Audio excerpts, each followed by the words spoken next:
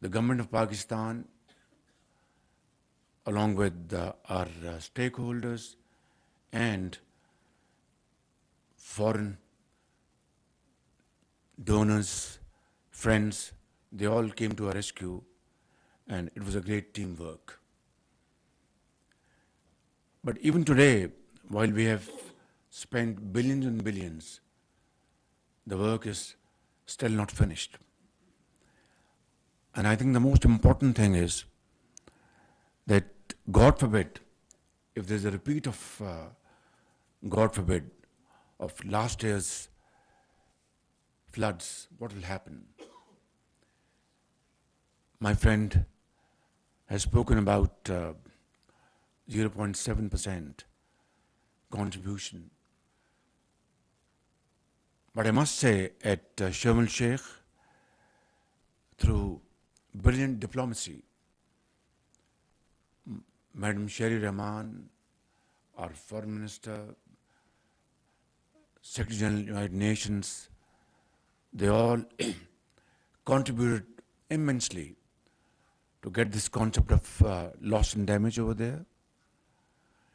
But the point at issue is, and our honorable heads of international institutions, they are present here, I'd like to submit this point for their very kind consideration, that what is the fault of the countries like Pakistan having no contribution in greenhouses emissions? Our contribution is less than 1% probably, and yet we face this crisis of unknown consequences, and then suffer not for 1 year but for decades.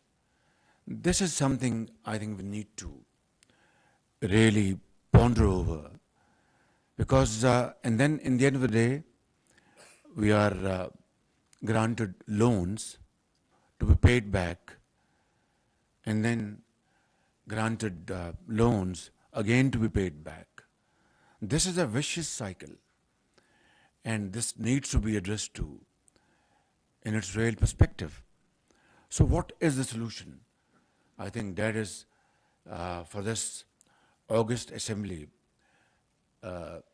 represented by great experts, great minds, to advise the government of Pakistan as to how to deal with this menace. Because just hoping that it will not happen will not work. I mean, if, God forbid, we have even a semblance of last year's devastation, what will happen? We are still dealing with IMF's program, which was stretched with great effort and support of our friends. And Sherry Rahman today took the hell out of us by scaring us what could happen, God forbid. Ladies and gentlemen, I would say that developing country like Pakistan needs hand-holding, because this debt trap is a death trap. We are scarcely able to meet our two ends together. Look at our yawning gap of our imports and our exports. And then to fill the gap is a very big challenge. And then on top of that, if we have such terrible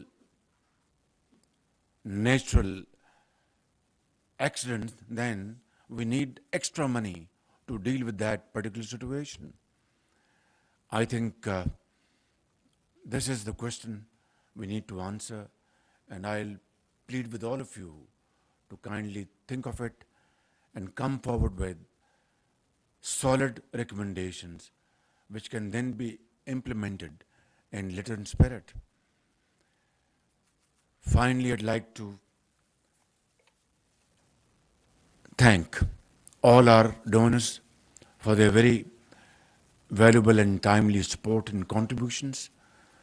And I would like to extend my heartfelt Mubarakbad to Shari Rahman Sahiba for wonderful diplomacy in Sharm el Sheikh. I know she was, running from pillar to post, and finally, along with the support of Secretary of the United Nations and other friends, we were able to have this concept of loss and damage accepted over there. Whether it's part of 0.7% or on top of it, you need to clarify this position. I can't answer this question. Can you? Pardon me? So then we are back to square one, aren't we? Ladies and gentlemen, therefore I want to say one thing very clearly, and something I have been repeating over and over again in the last few months and the last few days, that we need to stand on our own feet. We need to draw a plan which is in the interest of Pakistan. We need to work hard. We need to work untiringly, because after all, such calamities have hit other countries as well. But as a result of climate change, probably Pakistan is one of the first 10 victims around the globe, which is absolutely horrifying. And it can happen to another country with no fault of that country, like ours. The answer is that let's accept the challenge, work hard, have a plan, not waste time, make use of this time, and save Pakistan and our generations from such calamities for all times to come. Thank you very much. Pakistan Paindabad.